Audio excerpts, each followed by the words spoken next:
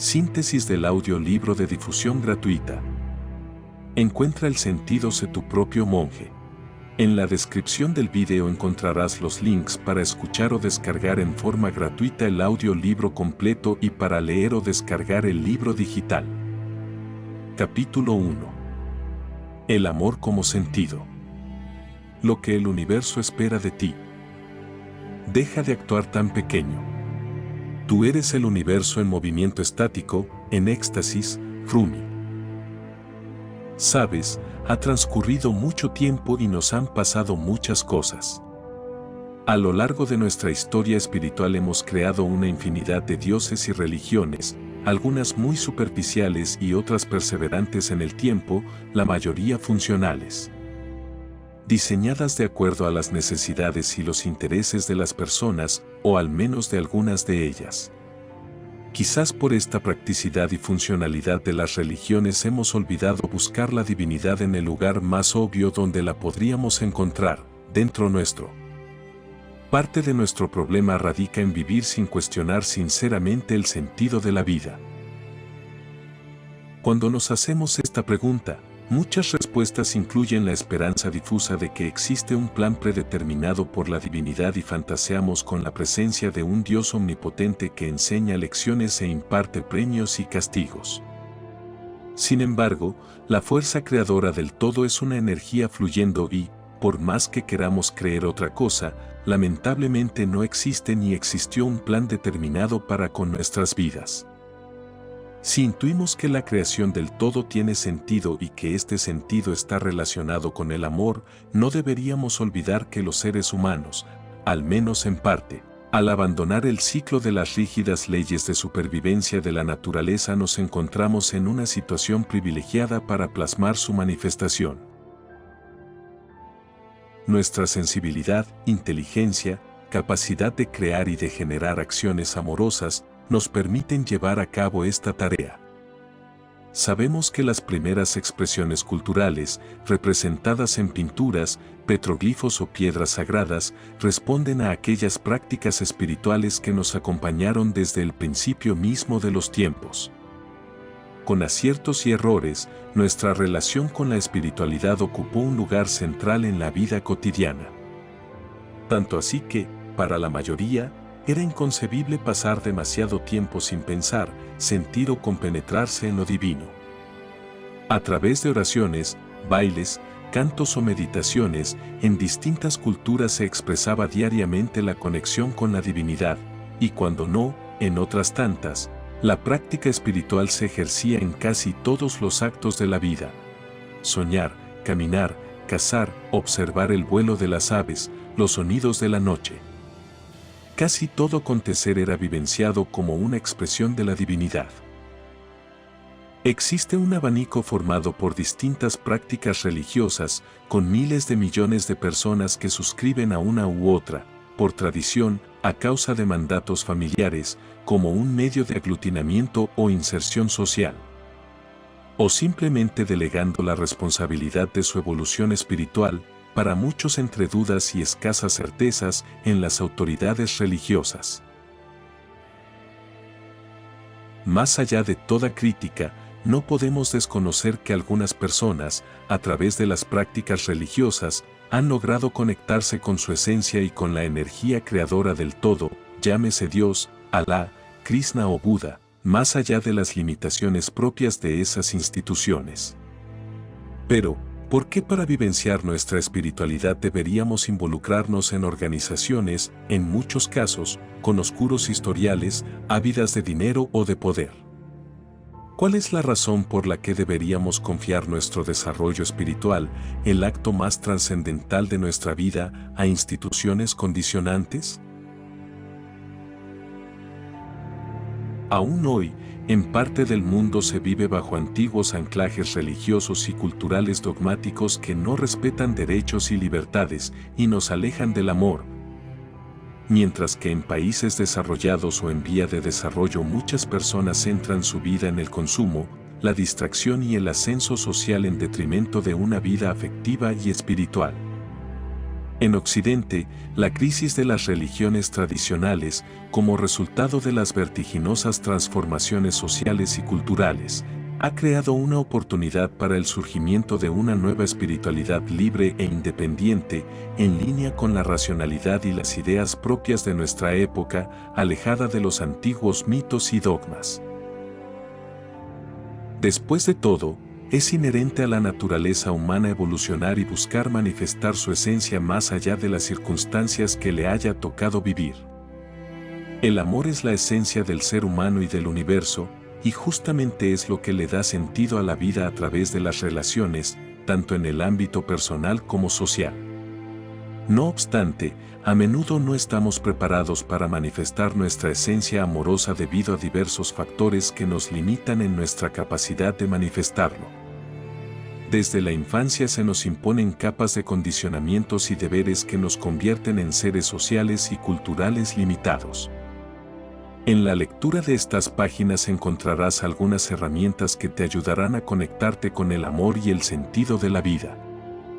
Si logramos alcanzar un cierto grado de sensibilización espiritual a través de antiguas prácticas como la meditación o los cantos espirituales, adquirir sabiduría y comprensión sobre cómo funcionamos nosotros y el mundo, simplificar nuestro estilo de vida y dejar de lado muchos de los conflictos y superficialidades que nos rodean, seguro podremos encontrar los espacios necesarios para expresar más fácilmente nuestra esencia amorosa y vivir una vida más plena y feliz, basada en el sentido.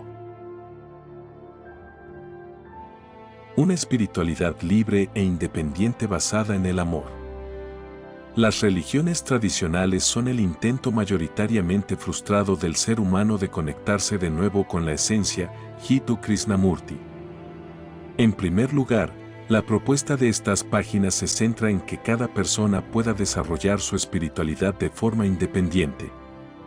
Para la espiritualidad debe existir libertad y algunas religiones, con sus pesadas cargas milenarias y sus estructuras obsoletas, pueden limitar la experiencia de conexión con el propio amor y con el amor universal. El surgimiento del movimiento New Age como respuesta a la secularización de la sociedad y a la pérdida de legitimidad de las religiones institucionales, con su casi infinita diversidad de prácticas, y a pesar de sus valores positivos, como el rechazo al autoritarismo, las jerarquías y la defensa de la autonomía y libertad de quienes lo practican, tampoco parecería dar una respuesta satisfactoria a la búsqueda espiritual. Obstáculos como su superficialidad, la falta de compromiso o la ausencia de una cosmovisión o práctica profunda, y una marcada mercantilización espiritual, nos alejan de una verdadera conexión con la esencia.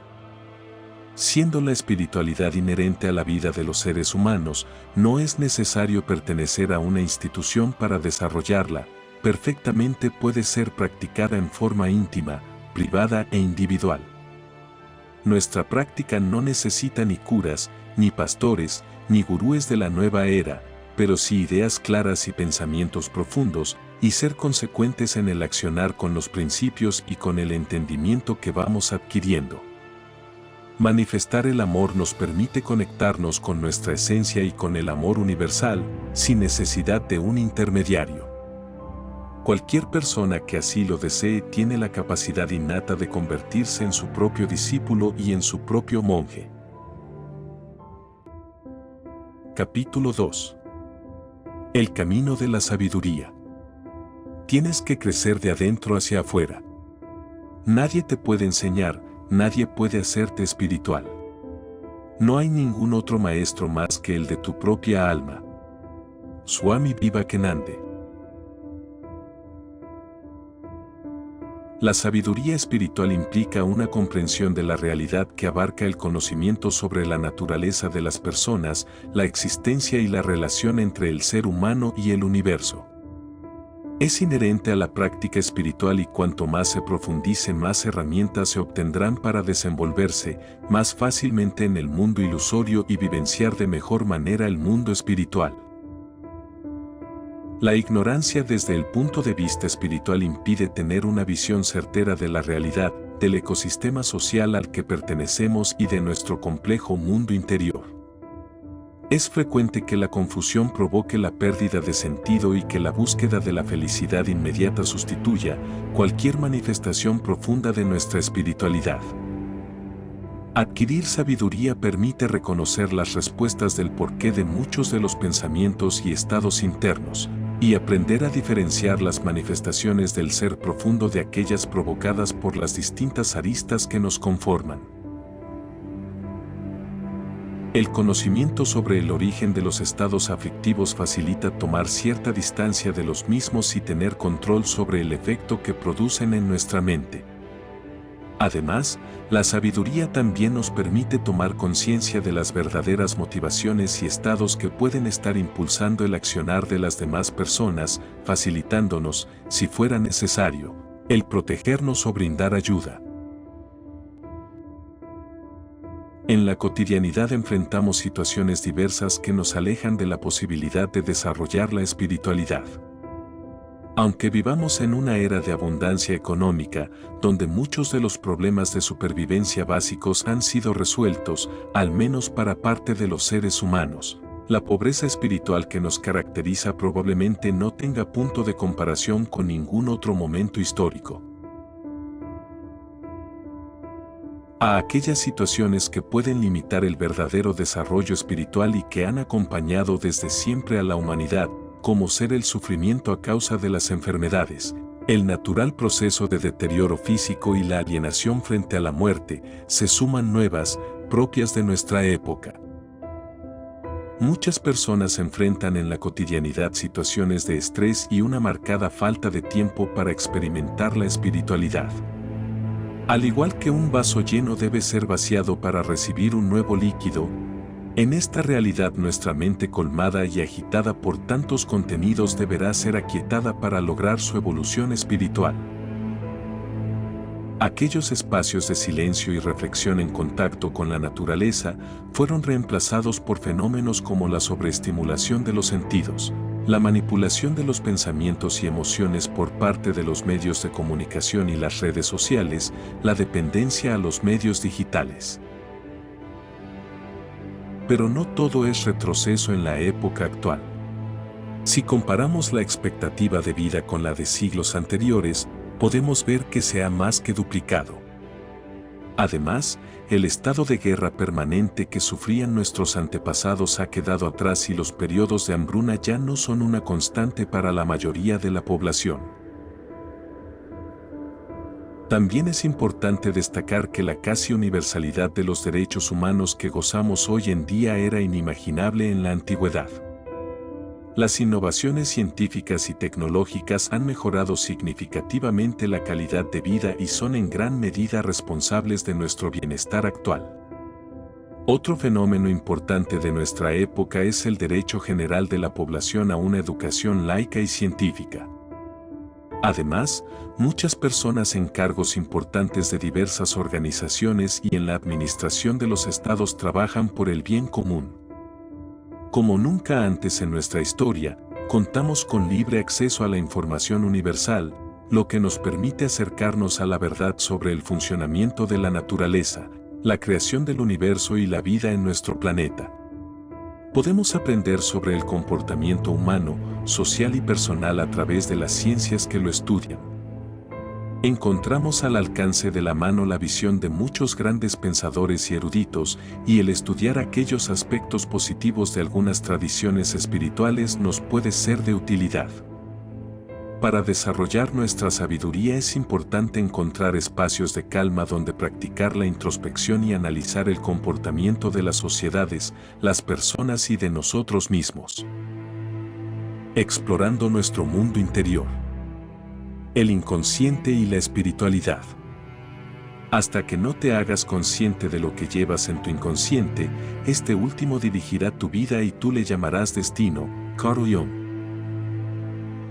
Sigmund Freud, padre del psicoanálisis, desarrolla, a inicios del siglo XX, la teoría del iceberg, representada en forma de metáfora, en la cual compara nuestra estructura mental con la de un témpano. La parte superior que se encuentra sobre el agua es nuestro consciente y es diminuta en comparación con la inmensa mayoría del iceberg que no podemos ver porque está sumergida bajo la superficie, a la cual define como inconsciente.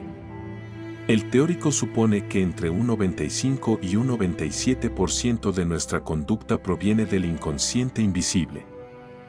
En nuestra mente no consciente encontramos, entre tantos otros, aquellos componentes relacionados a la maquinaria biológica concernientes a nuestra conservación. Su prioridad es garantizar la supervivencia, por lo cual dispara mecanismos automáticos para protegernos frente a amenazas o riesgos con mayor velocidad que la reacción de nuestro consciente. Según algunos estudios, el inconsciente puede medir sucesos como la presión barométrica, la temperatura o la presión arterial, e incluso la frecuencia cardíaca de una persona que se encuentra cerca nuestro. Si bien la mente consciente contiene pensamientos, recuerdos, sentimientos y deseos aceptables, según la teoría, nuestro inconsciente es un reservorio de otras ideas en ocasiones no tan aceptables, recuerdos negados, fantasías, traumas, creencias, deseos e impulsos que pugnan por expresarse, pero están escondidos y son reprimidos por nuestra conciencia. Según este postulado, nuestro comportamiento y personalidad son consecuencia de la influencia ejercida por la interacción constante de estas fuerzas que actúan en los distintos niveles. La estructura mental consciente es la que se encuentra bajo nuestro control y es lo que nos permite pensar y actuar en forma racional.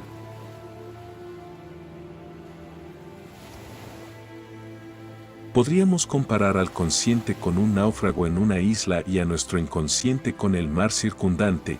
Mientras la isla es suelo firme, las mareas impulsadas por los vientos inconscientes influyen sobre la conformación de nuestra isla, cambian sus límites y geografía y vuelcan sobre sus costas distintos objetos. El náufrago interesado en mantener la fisonomía original trabaja en alejar esos objetos que trae la marea.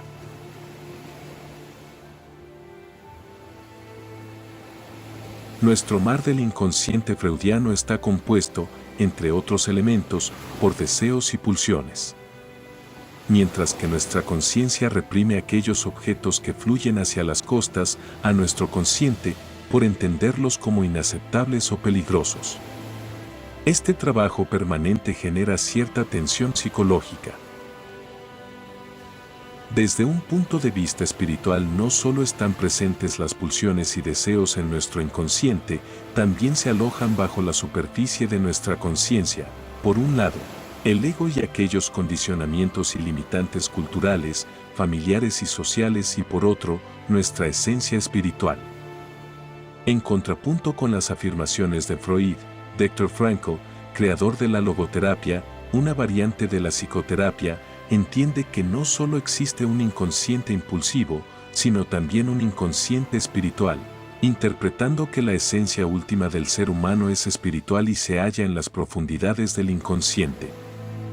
Si bien ambos inconscientes conviven dentro nuestro, existe siempre una línea divisoria que separa lo espiritual de lo impulsivo. Allí, según Frankl, se encuentra la inspiración del artista y la fe para la práctica religiosa, y es el sitio donde los seres humanos podemos hallar respuestas a las preguntas sobre el sentido de la vida. Al igual que Freud, Frankl entiende que en el inconsciente están presentes componentes agresivos capaces de desorganizar o destruir el equilibrio personal, pero vislumbra en nuestro interior al verdadero ser espiritual con sus posibilidades de desarrollo en la vida a través del encuentro con su esencia y con el sentido. Frankl entiende que debemos explorar nuestro interior para descubrir el sentido y manifestarlo en acción en la vida. La visión de Frankl es más amplia en relación al concepto de lo que es el ser humano, puesto que ya no se lo puede considerar solo como una maquinaria biológica, subordinado a patrones reflejos o condicionado por el mundo exterior, con su historia, su carga de traumas y el peso cultural y social. Dado su inconsciente esencial, según Frankl, el ser humano es espiritual, y al encontrar la trascendencia a través del sentido puede estar por encima de su ser psíquico y superar los condicionamientos biológicos, mentales y sociales. Para Frankl, esencialmente, el ser humano está orientado a algo distinto a lo que se entiende por ser uno mismo y se encuentra desde su inconsciente espiritual preparado para la trascendencia. En definitiva, nos propone encontrar el sentido y practicarlo más allá de las circunstancias que vivenciamos internamente o las externas que nos tocan en la vida. Capítulo 3. Sé tu propio discípulo, sé tu propio monje. Usted tiene que ser su propio maestro y su propio discípulo también. Usted tiene que poner en duda todas las cosas que el hombre ha aceptado como válidas, como necesarias. Jiddu Krishnamurti. ¿Cómo nos transformamos en nuestro propio monje? La concepción de la palabra monje tiene su primer origen en el término griego, monachos, que significa solo, único, solitario. Es un concepto muy antiguo presente en muchas religiones y responde al anhelo por parte de muchos practicantes de llevar una vida sin ningún tipo de interferencia mundana en la conexión con la divinidad. Según la comprensión de aquellos monjes que buscan transitar una espiritualidad auténtica, el mundo ilusorio deteriora la capacidad de unión con la esencia, distrayéndonos, confundiéndonos en la ignorancia y absorbiendo nuestro tiempo y energía vital como consecuencia de los conflictos inherentes a dicho mundo. Para un monje pocas cosas suelen ser de mayor importancia que lograr y preservar intacta la unión con la esencia. Desde los primeros tiempos, en distintas tradiciones, una opción de estilo de vida fue aislarse del mundo, viviendo en cuevas, en desiertos o parajes apartados donde se concentraban en lo trascendental.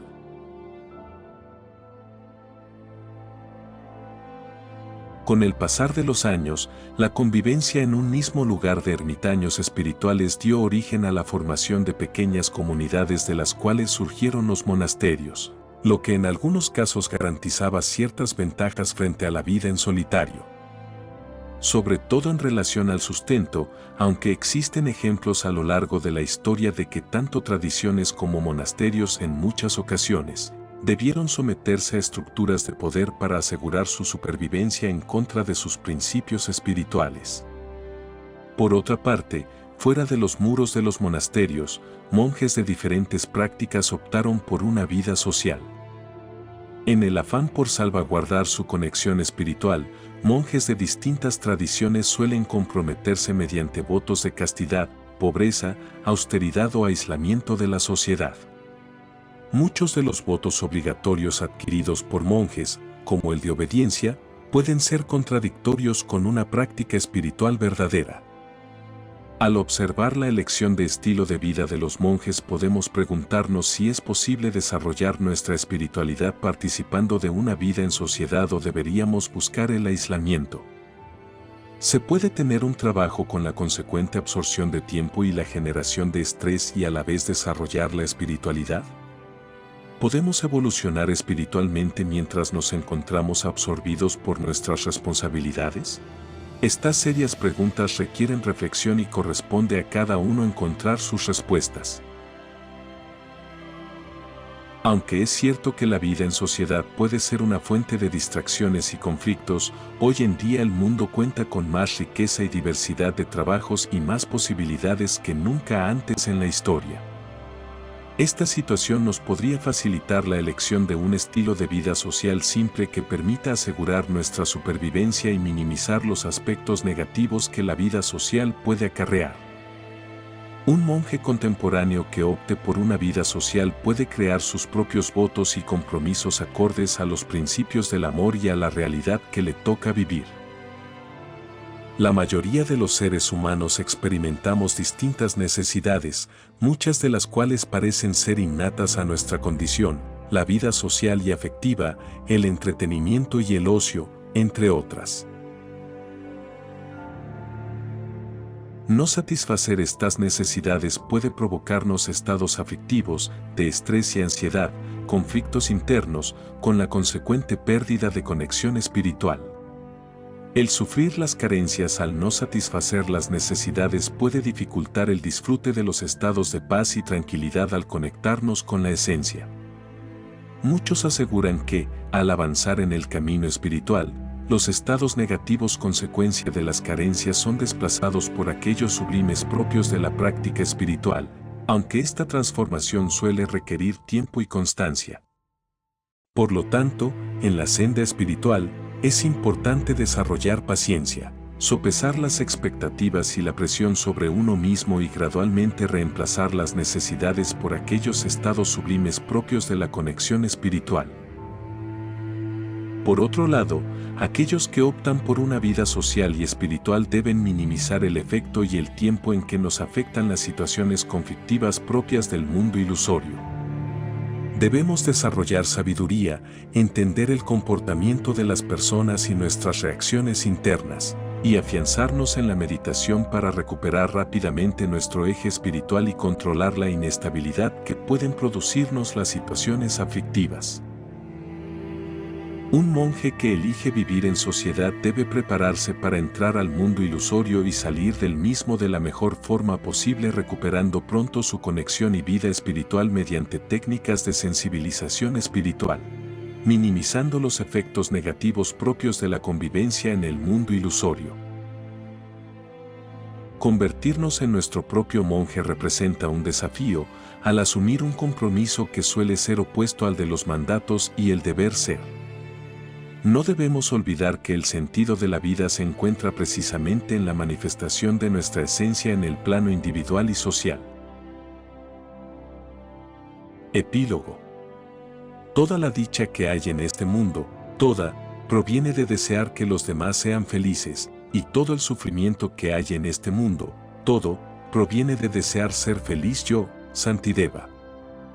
A lo largo de las páginas de este libro hemos compartido algunos conceptos útiles para interpretar la realidad, sobre las instituciones religiosas, la historia universal, el comportamiento social, el funcionamiento de nuestra mente y cómo nos relacionamos con el amor y con nuestra esencia. También algunas verdades esenciales a la realidad humana, muchas de las cuales fueron formuladas a través de los siglos por sabios y eruditos, semejando un susurro que se repite invariable desde el inicio de nuestros tiempos. La verdad es simple y ha estado desde siempre a nuestro alcance. En lugar de memorizarla o asimilarla racionalmente, es mejor experimentarla, y las prácticas de sensibilización espiritual son las herramientas más indicadas para lograrlo. La mayoría de nuestros pensamientos provienen de un inconsciente poblado de ruidos e interferencias, del yo animal y el de la manada. Al meditar aplicando esfuerzo y constancia podrás experimentar tu esencia manifestándose sobre todos los aspectos de tu ser. En tu propia vivencia podrás reencontrarte con la verdad última de todas las cosas. Si dirigimos nuestra mirada hacia la inmensidad del universo, encontraremos condiciones escasas o nulas para el desarrollo de la vida y el amor. Que cada uno de nosotros esté aquí es un tesoro invaluable que implicó una enorme cantidad de energía, tiempo, evolución y amor. Es demasiado esfuerzo para que malgastemos nuestras vidas en superficialidades, cautivos de las apetencias de nuestro ego, de las aflicciones o las presiones sociales. Pensarnos como seres con la capacidad de experimentar la espiritualidad como una más entre tantas otras de nuestras necesidades humanas es una visión simplista sobre la realidad. Básicamente somos seres espirituales vivenciando esta experiencia humana en la cual nuestra esencia verdadera no se puede expresar libremente por estar enmarañada en cuestiones terrenales. No obstante, nuestro fin último es el de manifestar y expresar nuestra esencia y la del universo en las condiciones y formas en que nos ha tocado vivir esta realidad. La manifestación amorosa será individual, pero a la vez social. Por esto debemos crear en nuestras sociedades las condiciones externas que faciliten la expresión de nuestra esencia y la de todos los seres humanos, acorde a la intencionalidad de creación del universo. Contamos con el tiempo, la energía y la capacidad de elegir cómo vamos a llevar adelante nuestra vida. Podemos continuar viviendo expuestos a las adversidades, inmersos en las distintas ilusiones que crean nuestra mente y el mundo, u optar transitar el camino del autoconocimiento y la evolución espiritual a través del reencuentro con el sentido y la esencia. En definitiva, es nuestra decisión y responsabilidad. En la descripción del video encontrarás los links para escuchar o descargar en forma gratuita el audiolibro completo y para leer o descargar el libro digital. Muchas gracias.